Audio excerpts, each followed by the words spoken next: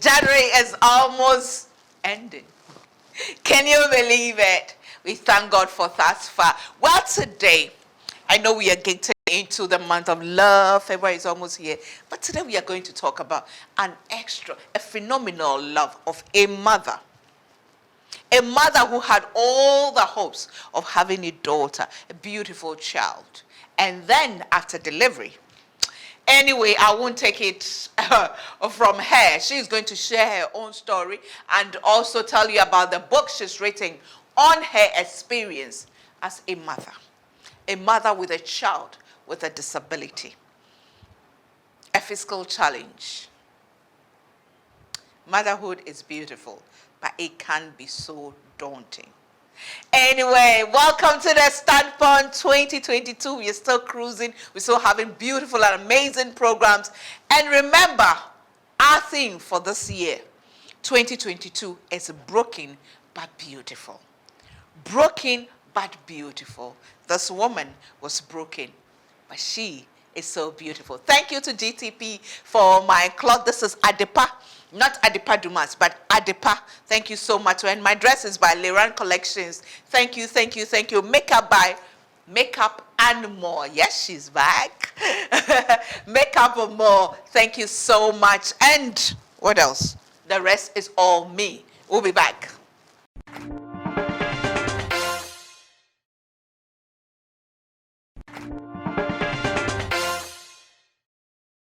And welcome back to the Standpoint. And yes, today we'll be talking about the story of a mother who was broken but is now very, very beautiful. I mean, the book that she's written, this is the book.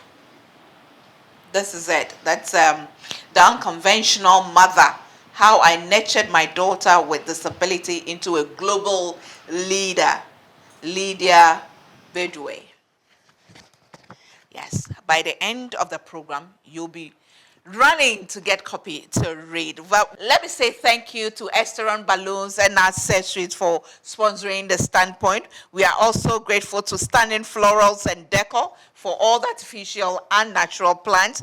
Thank you to Casa Preco, Puma Drinks, and Awake Purified Mineral Water, House of Food, Kodam's Gift and Stationery, Yep Cleaning Services, Juice Time, Go-Got Yogurt, Cake Technique, everybody who supported us throughout the year 2021 to 2022. We know you're going to be there for us, and we are so, so grateful to every one of them. But my guest on the set today is Madam Helen Lydia Bedway. She is a mother, first of all, and an author. Welcome to the Standpoint. Thank you. And I must say thank you to Farida, who is also Afrakoma, and just like my daughter, for convincing you to come. For convincing you to come. Yes. It's an honor to host you. Yes. How are you? Oh, I'm fine. I'm fine, despite the COVID thing. Yeah. God has been gracious. Amen. So, Amen. yeah. Amen to that. What were your dreams or your idea of motherhood before you became a mother? Yeah, I wanted to have daughters. Okay. I wanted daughters. Somehow I didn't want a boy. Why? No, because growing up, my mother always said that she didn't want a boy because when she was having children, the boys in the area were always throwing stones at their parents. So she didn't want a boy who would come and throw stones at her. But my father wanted. So there were 6 girls, and I'm the 6th girl before the 2 boys came. Oh, okay. So my plan for motherhood, and because there were so many of us, yes, I didn't want too many children. Okay. I want to be able to, everybody to get attention. Right. So my plan was to have 3 children. Okay. Yeah. All girls. I wanted girls. And how were you going to, live with them? How did you picture your children? I pictured my children being, as a child, I always wanted to explain things. I didn't want to be told, children, yeah, I mean, because you are a child, you shouldn't explain. Whatever is said, you accepted. And my father refused that. I mean, so you were an unconventional child yourself, because before you became unconventional mother. I guess so. So in my mind, I felt like I decided that my children will be heard, Okay. no matter what. They have to. I mean, I'll discuss everything with them, and that's how. That was my plan for motherhood, Okay. and I followed that plan. Okay. And you grew up in Ghana? Oh yeah, I went to Akwe school. I went to Wegehe. I mean, You're a Gehe I'm girl. a Gehe girl. Oh, okay. So at what point did you move outside to live outside Ghana? When I finished A-levels, my sister was in Germany, and I think she was having some problems. So as soon as I finished in July, my father sent me there. Okay. And then we were in Germany, born, and then we were in Geneva, and we came back. And then I got a French scholarship and went to Grenoble to go and do translators. This and that. So what did you study yourself? Interpreter. Translator. Okay. Oh, okay. Yeah. Okay. So how many languages do you speak? Oh, French and German. French and German, okay. And of course English. Comment ça va? Ça va bien, merci. Don't say anything again. Let's stop there. And then with the German, I can only say... Wie geht's? No, that one, the thank you one. Dankeschön. Dankeschön. Bitteschön. Okay. Yeah. And what were your parents do? What was their my mother was a Mokola woman selling in Mokola, and my father was always a headmaster from Accra Royal to Eburi to Gomuatakwa back to Accra, and I mean, yeah. Did you ever sell at the market with your mother? Yes, I did. I mean, I tell you, I'm a Mokola girl. When I was in primary school in Kanishi Methodist, I used to walk from Kanishi through Fadama to UTC and then to Mokola. Okay. Because I needed the money for the school bus to buy ice cream, Walls ice cream at UTC. So I walk all the way. And that was 9-10. I was between 9 years and 10 years old. Wow. So I was very close to my mother. And when I go home and she's not there, the house is empty. So instead of going home from school, I'd rather go to Mokola and wait with her, help her. And she used to send me to the shops. I knew all the shops where she bought her things. I'm a pure Mokola girl, Mokola #1. So you were groomed to be tough? Oh, yes. I was groomed to be involved in everything and not feel like I can't do this, or this is beneath me, or that is I did everything.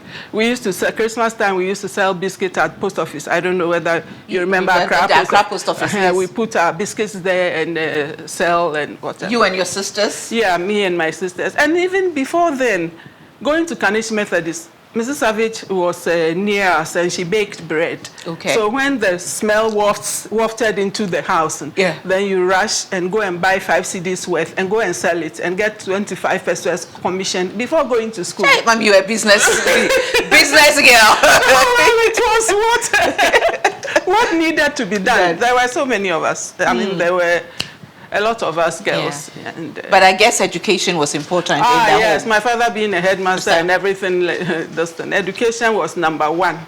Look, when the 7 o'clock plane, those days we didn't know a plane will be late or not late. Late, okay. So when you hear the 7 o'clock plane coming and you haven't taken your bath, my father stands there with the cane waiting to give you 6 lashes before you listen. So you always have to get to school very early. So by 7, I'm in school, standing by the big tree, under the tree, because I didn't want to be beaten. You just go to school. Wow. Yeah. Wow. Very unconventional. I'm talking to Madam Helen Lydia Badue. She is the author of The Unconventional Mother. And from her story background, you can tell that she's been unconventional from childhood. But we'll take a break. When we come back, find out whether her upbringing, her youthful days, her unconventional lifestyle, not sitting down to plan marriage or anything, prepared her for what was to come when it got to parenting and motherhood.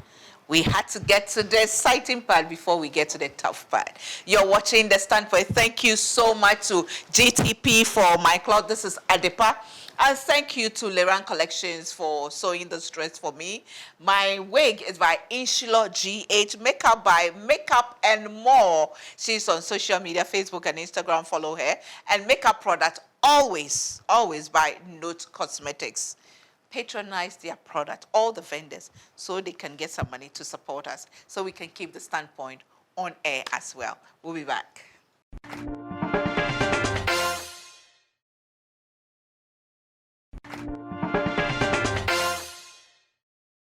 Well, welcome back. And yes, there's a lot going on behind the scenes. Thank you so much for staying tuned to this particular program. Again, say thank you to Esteron Balloons and Accessories for sponsoring The Standpoint. And of course, GTP, still timeless. Since you're unconventional, how would you want me to call you? I kept saying, Mommy, Mommy. Are you okay with it? Or I should call you Ruthie? You're okay with it? Okay, good. Awesome. So you've had life, fall into places. Of course, maybe unconventional, but there are things that you were deliberate about it. There were things that you kind of thought through it before you took the decisions or you did. Right? Like motherhood. You were deliberate that you didn't want, many children. Yeah, oh yeah. You decided you wanted daughters and everything. How old was Aisha before you got pregnant again? When I had her in April, Aisha was 2 years, Okay. 2 months. How was that pregnancy like? Her pregnancy. Yeah, and first It was okay. It was going on well until the 6th month of pregnancy. I started feeling panicky. And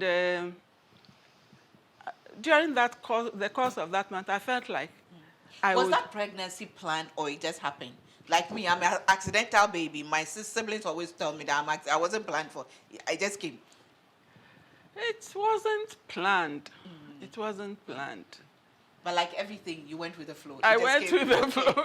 It wasn't planned. I discovered I was pregnant. And the thing is, I knew I would have another child. Yeah.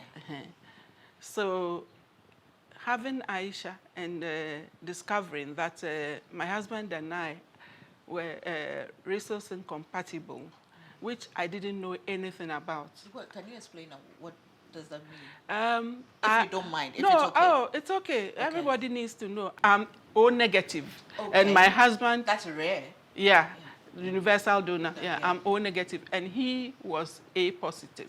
And the positive and the negative are incompatible. Okay. So having Aisha, if I had known, I would have maybe asked the doctor or bothered the doctor about it. But apparently, because of the incompatibility, as soon as the baby comes out, the first baby, you need to be injected with something. Yes. Yeah, but I wasn't. Okay. So I had Aisha on the 7th, and I used to subscribe to all kinds of magazines. So on the 8th, you were living outside Ghana then? We were in Lagos. You're in Lagos, okay. Yeah. So my magazine came, and they brought it to the hospital. And the first page I opened was about rhesus incompatibility. So I read it, and I realized that I should have been injected, and I wasn't and all. And when my obs and gynae doctor came, I asked him, and he said, oh, he forgot. Yeah. Forgot. And what I had read meant if I have a second child, the second child will be in trouble because my blood has been infected with something which shouldn't be there. So I discussed it with him, and he said, oh, it's not a big problem that as soon as the baby comes out, we'll have blood transfusion. So, okay, I had to find people who are O negative like me, and I was able to find one who was ready.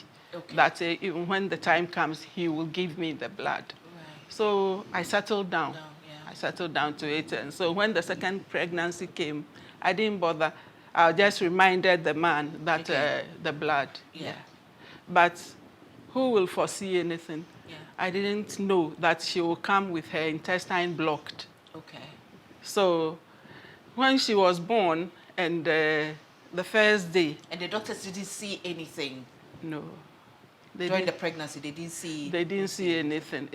I was just from the 6th to the 9th month, and it was like I was always afraid. I was always holding on to Aisha because I felt like I would die with this pregnancy. I mean, that's the way I felt. So even when she came out in the labor ward, labor ward, and, oh, madam, you have a baby girl, I just went like this, oh, God, I'm alive, I'm alive. So the midwife was like, what's wrong with you? I said, you have a baby girl and you are busy Touching yourself and exclaiming, you are alive, you are alive. So I thought, well, okay, maybe what I was feeling.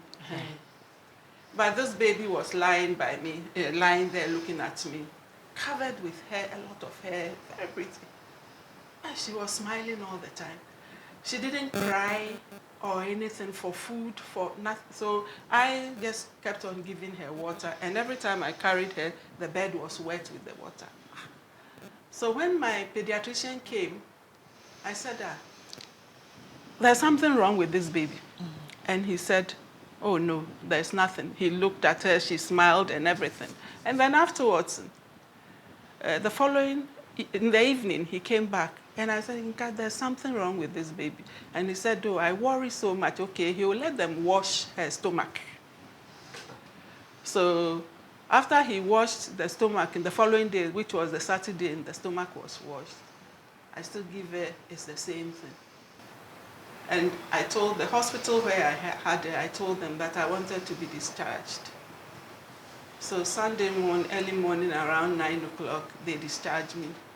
And I left that hospital. When my husband came with Aisha to take me home, I said I wasn't going home. So we went to the teaching hospital where my pediatrician also is. In Lagos? Yeah, Lagos University Teaching Hospital. Yeah. It was a Sunday, and I went to his house. Luckily, he was there. And I said, I've brought her. And he said, okay, he was going to look, take her to find out. He's thinking of something. But so we went, he and I, we left Farida'S and Aisha in his home. And we went, and he took her into the x-ray, those days x-ray. And then he came out and he said, he had a nickname for me, calling me landlady. He said, landlady, what I suspected is what has happened. That her intestine is blocked and she can't live for more than 8 days. So when he said that, what did you say? I just grabbed her. I didn't say anything, but he followed it with, there's a doctor who has come from Canada, a pediatric surgeon, that he's going to look for him. So he left her with me, and this was in the hospital. There's no, I mean, we were outside. So there's a gutter there and the pavement. So I carried her and sat on the pavement. And he went for some time. And he came back. He found him in church. And he said he has agreed to come. So he's left church. He's going to this. So there and then now, they came and took her.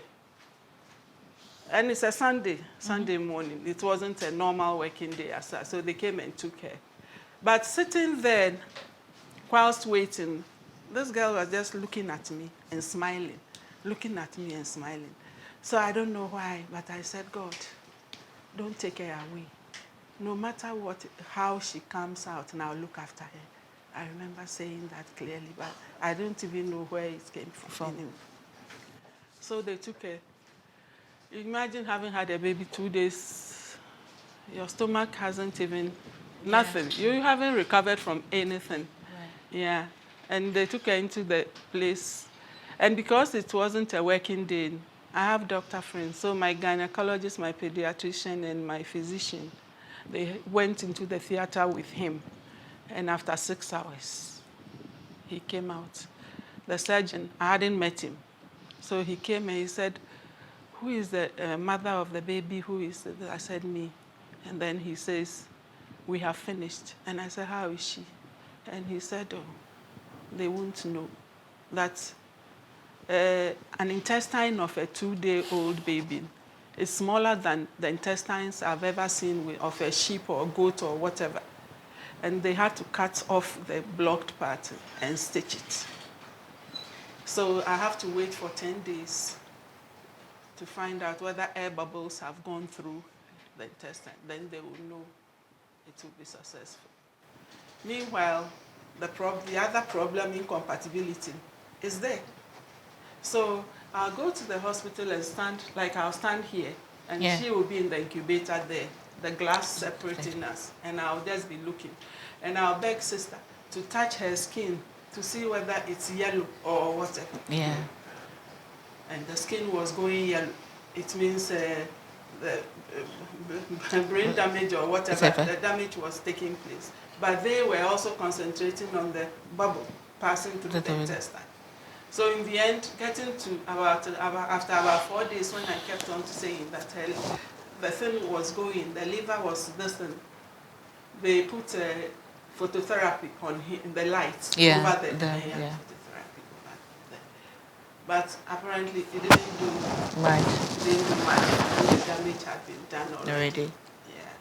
So that's the beginning of the beginning of the journey. And that little girl who went through all that and stayed in the hospital for months and was initially given 8 days to live is now a global leader. Yeah. Being on the biggest international platform you can ever think of. Yes. Being the mouthpiece of a lot for women, for young people with cerebral palsy, for people with disability, and her voice is heard. Amen. Whenever she raises her voice, it is heard. I'll take another break. When we come back, we'll look at coming to Ghana. How old she was, some of the challenges she went through. Because you know what? We are not going to tell you the whole story. You will have to get this book. Because 10 programs will not give you the full story in this book. We'll tell you at the end of the day where you can get this book. This book is not just a story of an unconventional mother and a little girl who was not meant to live but has become a global leader, but it's about being an unconventional mother, a mother understanding your challenges, whether you have a child with disability or medical challenge or not. How to be a mother who will go through, actually a phenomenal mother. Well, let me say thank you to our supporters, Go to Yogurt, Awake Purified Mineral Water, and Puma Drinks by Casa Preco Company Limited. Thank you to House of Food, Cake Technique, and everybody who has supported us throughout the year to this new year. We'll be back.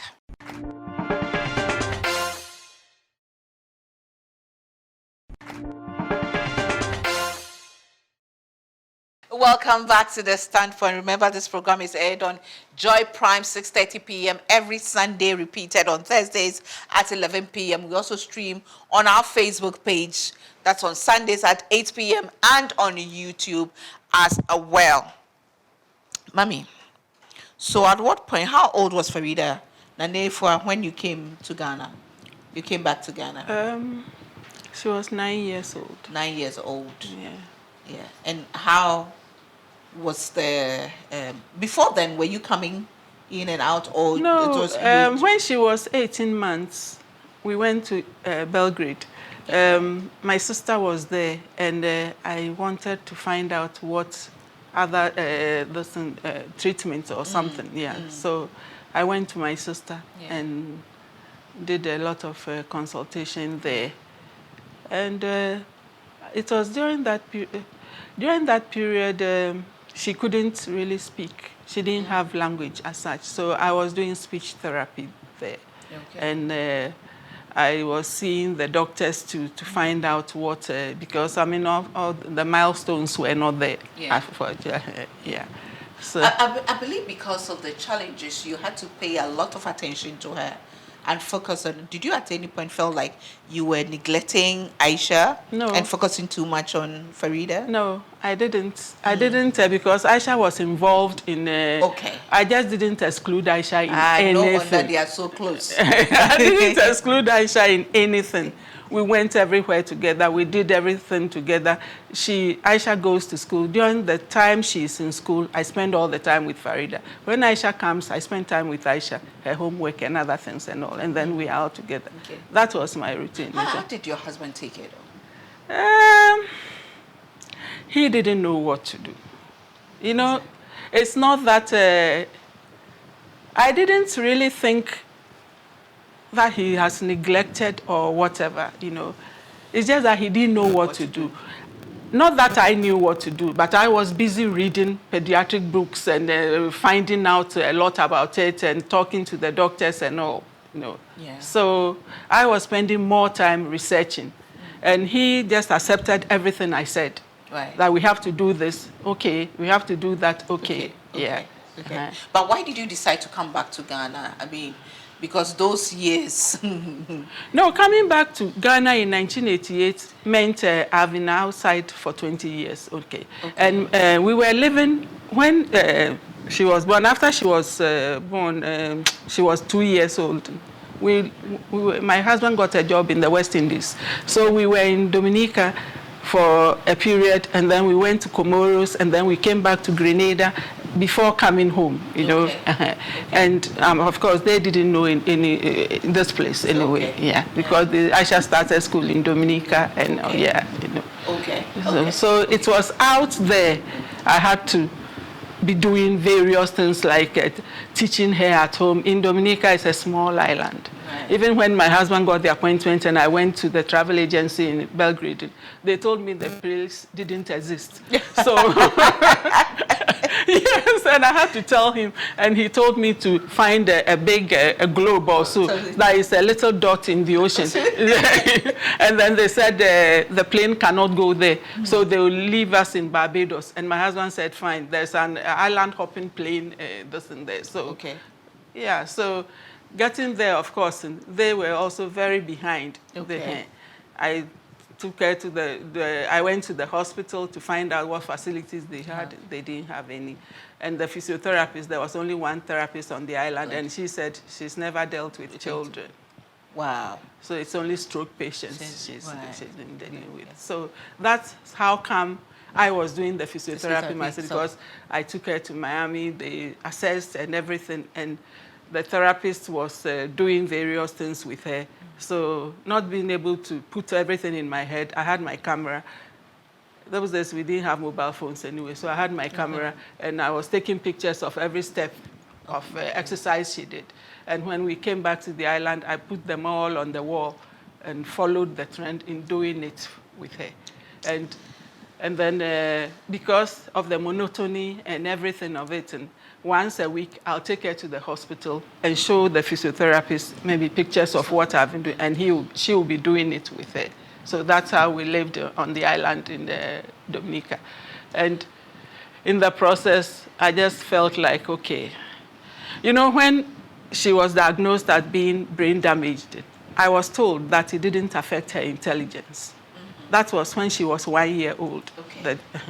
That the part that it affected is the motor development and hearing and maybe sight. But we all saw she was seeing. So, but the hearing, we checked, and they said it came out that if you are doing, she won't hear you. So she needed hearing aid for that. But so I was also told in the hospital that I have to train the part of the brain that isn't damaged to do the work of the damaged part. So it was, the diagnosis was done in London. And we are in on this island where no facility is there. So we have to find ways and means of doing it. Let me allow you to take a sip of water, and then I'll just, go through this briefly to let some of the, things to expect from the book. When you get to the content, chapter 1 is Birth of a Miracle Child. Indeed, she is a miracle child. Chapter 2, The Gift of Motherhood. Chapter 3, Life in Dominica. Chapter 4, Educating Farida. Chapter 5, Manchester, my city. I love Manchester. Chapter 6, Grenada and Return to Ghana.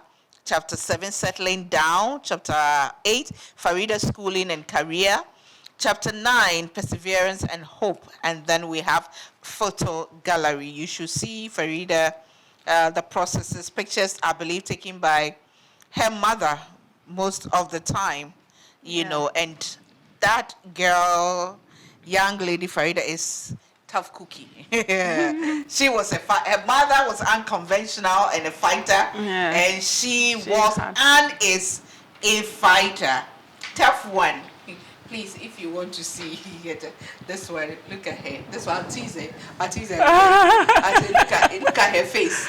You know. She said she didn't want anything that showed her this Oh, she was a baby. she was one. This was soon after she was diagnosed. Wow, she was one. And that's you sitting there. Yeah, with her? that's me with the what do you call him? The man. I like that. And this she was riding a bike. Yeah, a bike. Yeah. Wow. I'm not going to show you the pictures because I want you to get copies to read. But so you came to Ghana, the intention of settling, and you came to settle. But I believe that was also another phase, or you were just ready to face anything. We didn't come with the intention of settling. We came on a holiday kind of thing. We were like, okay, we're coming. We wanted to live in Dominica. We had a memorable, wonderful time there, and we had made arrangements to settle there, you know. So we came to Ghana for maybe 3 months or so the children will know Ghana and relatives and all that. But then so many things led to this thing, and Aisha was like, she's never known cousins or anything before and all that. And she was so happy. And she was like, Mommy, let's not go back. Let's not go back. And I looked at her and I thought, okay, it's not that we have any affiliations as such. We were just happy there, yeah. So we decided to stay. Okay. But we didn't come with our things or anything, you know, so yeah. That's how we had to go back and bring the things. Yeah, we had to send them. We've already packed them for shipment to this thing, so we had to, yeah. Okay, so now let's jump the gun to educating. Yeah. Farida in Ghana. Educating Farida. You know, educating Farida started from Dominica, where I was teaching her. Yeah. So we've gotten to a level, and we've come to Ghana, and I didn't know what to do. So I started her off with the home computer those days, so she knows how to. So we were living in Zoti, Latibiokoshi, and advanced computer systems was there in Zoti there. I went and looked at the place, and I thought, okay, whilst I'm deciding what to do with her, she should go there and see whether she can do the Word and Excel and DBase. How old was she? 9. Wow. So Mommy had dreams and Mommy believed in the capabilities of Farida. Yeah, because she knew how to use the computer already. So, and those days in Kolebu, the doctors in Kolebu were also learning about, everybody was learning how to use the computer there. So they were all in the school with her. So I took her there. And then one day, I was going to pick her up. And in the corridor, I heard, if I teach you, you pay me 5 cedis. And she was the one telling somebody. And business from grandma to mommy. I went in there, I said, who are you going to charge 5 cedis? He said that they don't know anything. So she said they don't, the doctor said they don't know anything. So anyway, she did the Word and she finished. Yeah. And then we went on to Excel and then to DBase. And when she had finished all and she's gotten her certificates and things, the owner of the school called me and she said, he has a confession that when I brought her, she thought, this is somebody who wants to waste money and has brought her. She has really surprised him. And he has to confess to me. I said, okay. Well, wow. So having finished that, and she had no friends. It's just me and her in school and Aisha. Yeah. So I told the father that she really needs to have friends of her own. So they went looking for a school for her. Okay. And they found one in Collegon. We lived in Zoti, so Collegon, Cambridge. Okay. The idea was for her to have friends. But when she got in there, she got the friends. There were 2 cousins who were very, very attached to her. They were helping her to go to the loo and all those other things. And she was there for, is it a year or, yeah, she was there for a year. But then I had gone through some marital challenges, and I was working, and working doing business.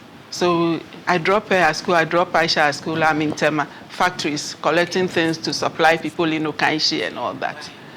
And sometimes, you know how it is. You haven't gotten the thing, you are rushing and all. Yeah. So my family home is Kanishi. So, and I built a shop there, and I have a girl there. So I decided that apart from the fact that the Cambridge place, the government was renting it from Cambridge Preparatory, and they were not paying their rent, so they were being evicted or something. So I took her to Awudome, which is near my shop. So at least the girl can close the shop. Yeah. And took her there to another Saito JSS. Yeah. Hey, we have something in common. Me, I went to Comtier number 1 primary and middle school. The whole paragraph. She went to Awudome JSS. Yeah, so I took her there, and she was there GSS 1, 2, and 3. And then we get to 3. And there, I mean, there's BEC coming. And her disability, she can't do round and other, she can't write those characters. Right. Yeah. So how is she going to do this exam? And that's how I ended up at Mr. D.S. Boatin, the Minister for Social Welfare. I decided one day that I have to go and see him. So I went. I didn't even have an appointment. I just went, and I told them that this is what I'm coming to see. Yeah. And he received me. He was very gracious. He received me.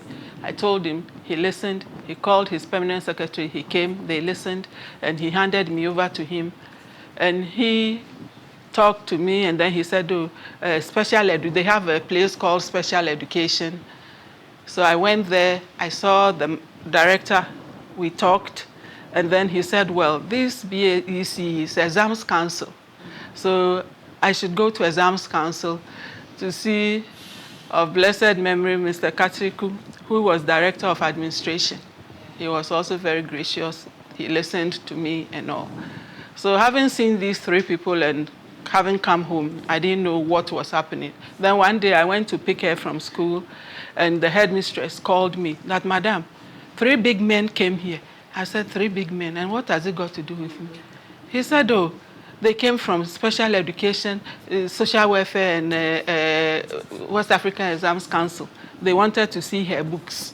So they gave her exercise books or whatever to them. They all analyzed it and all, and they decided that some who are not disabled cannot even write the way she writes. But anyway, she will need time to do the exam. So they will have to give her extra time. And then they put a note on her papers so that those marking will pay extra attention to the. So that's how she got to do it. I know as a mother and your love and commitment and everything, this was not what you expected, but you decided that this is it. So what am I going to do? I will do it. Yeah. I know it's been tough. I know it's been challenging. But when you sit back and you see Farida now, where she is, where she's going.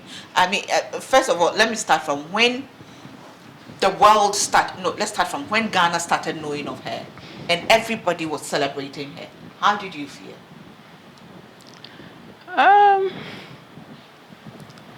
When Ghana started knowing her, was it after CNN? Yeah, it was after CNN. Because before then, Ghana knew her as the child who the mother took everywhere. And that KSM, she's there. Trade fair, she's there. Everywhere, the mother. So people were telling people that there's this girl who the mother takes everywhere. And I mean, she can't walk or anything. They don't even know what is wrong with her. But in my mind, going through this, and it was like, it's a life. I'm preparing her for the, you know, because I'm very vocal. Yeah. And I'll say, like, then the way I am, I should be able Like mother, like daughter. The apple doesn't fall far from the tree. Yeah, I'm very vocal. I tell mothers, if you feel like, somebody came to live with me and she has 4 children and the children were not doing so well. And she said, oh, but she feels like if you've done JSS, it's okay. I said, you haven't done anything. That you have to give your children tools for life. Whilst you are alive, you feel like you are doing something. The tools you are giving them to continue the life when you are not there, if you don't put it there, you are wicked. And he said, I said, you are wicked. Because this child came in the labor ward. She didn't know anybody on earth. It's you. And if you are not giving the child the tools to continue living now, then what have you achieved? You haven't achieved anything. Mm-hmm. Where can we get this book to buy? Anifwa. Book Nook. Book Nook, okay. Book Nook. Book Nook, okay. And I'm sure very soon it will be. Is it on Amazon? Yeah. Oh, it's on Amazon it's already on Amazon from August. From August to 2021. Okay. There's the Kindle and everything on Amazon. Okay. And it's very easy to read, my kind of book, Yeah, very easy to read. People have told me, so one engineer was telling me she got the book and she was going to give it to her mother or somebody. Yeah. And before she knew it, and she was on page 65 and she couldn't believe it, that engineers normally don't read books. So when she finished, she called me and... Let me read page 2. It said, it was a Friday and I delivered my baby around 2:30 p.m. A lot of water gushed out of me onto the floor, which made the midwife remark whether I wanted to kill my unborn child. She had to rush out to change whilst an orderly brought a bedpan to scoop some of the water off the floor. Eventually, baby came out. You have a baby girl, the midwife said. Instead of welcoming the news, the strangest thought popped into my mind, and what I said aloud was, oh my God, I'm alive. The midwife looked at me puzzled and asked, what's wrong with you? I've never had a mother talk like that before. Normally mothers feel elated during such moments and are usually ready to hold their babies, but here I was relieved that I had not died. This is a must-read book, and you must get a copy to read. And you understand why the world will continue to celebrate Farida and her mother and her sister. And I always see Farida. Her sister Aisha is also doing so well. Yeah, but you see Farida always pushing, oh, my sister. It's every opportunity she gets to celebrate. Really? Her sister, oh, yes.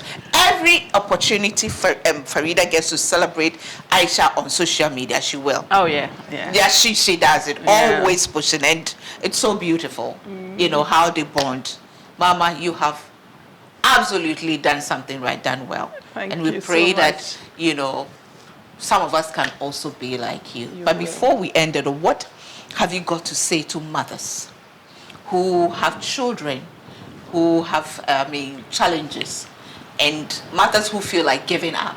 And sometimes when they feel the burden is on them, because there are a lot of married women now who are single mothers. And I'm sure you know that as a counselor. I'm sure you know that. They feel that they're doing everything, and it's so daunting sometimes. I feel like they should prioritize the child. Because when you are thinking of yourself, you won't be able to move forward. But when you look at the child and you look at the journey ahead of that child now, you feel obligated to do something for the child to stand, to be able to be on his or her own. And especially as fragile as life is now, you should just, I tell people that you have a choice. You can decide not to have a child. But once you decide to have a child, it means 20 years of your life is sacrifice for that child to be able to stand on their own. You can't, there are no two ways about it. You have to persevere for your child. You have to. No matter what your situation is. Look, when we came and I couldn't work or anything, I was doing this business, buying and selling, doing this and doing that until I was able to build a shop and all that, So even if it's, I remember growing up, my mother used to put, our house in Kaneshi was right on the main road to the market. So ice water, those days it wasn't this, it was something else. And you put it right at the entrance, and people are passing, my ice water, okay, okay, they put the money there. And we always get the 6 cedis to buy, cook for the day, you know. So you can just, you shouldn't think anything is beneath you. That's the thing. No matter what education you have, find something to do. You will be able to find something to do with your child near you.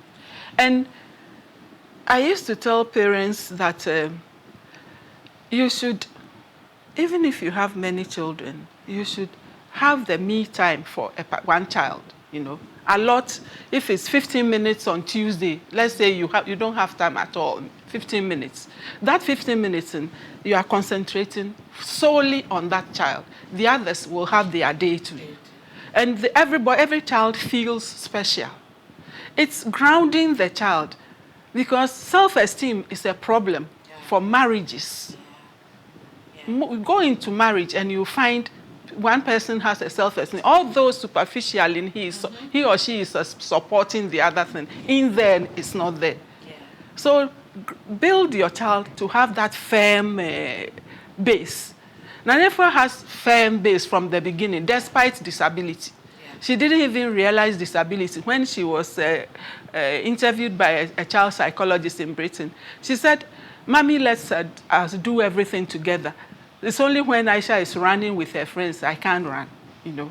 So nothing was taken out from her, you know. Try to concentrate.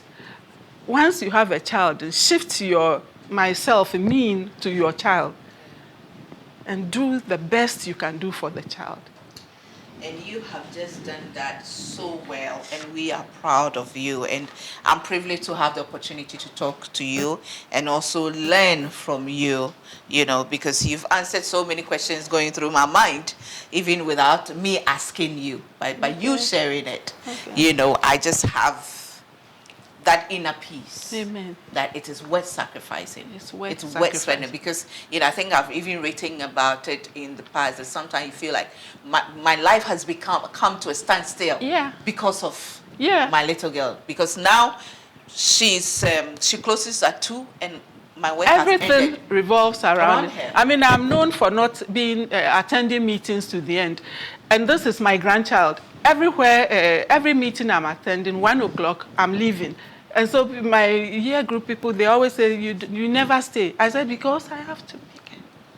And she, at 17, is telling me, Grandma, you did everything for me.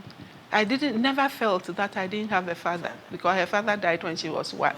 So I never felt that. You have to sacrifice. If you are not ready to sacrifice, don't have a child.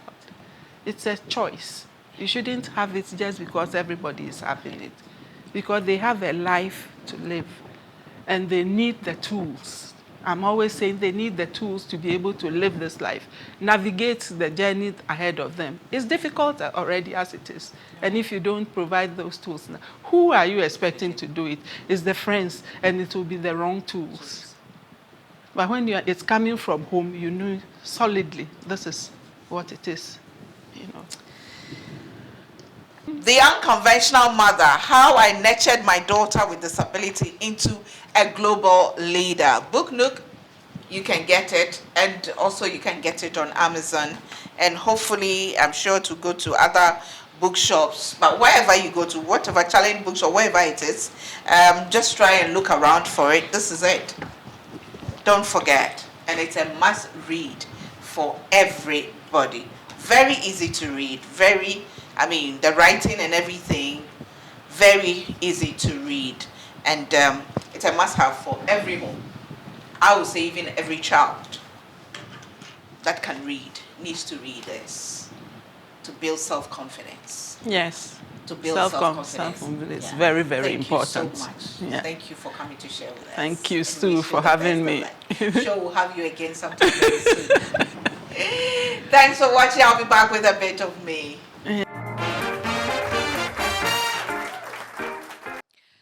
You know, as Ghanaians or Africans, actually people of African descent, wherever you find yourself, you grow up understanding that whether you are deliberately taught or told, but you grow up knowing that as a woman, you will have to become a mother.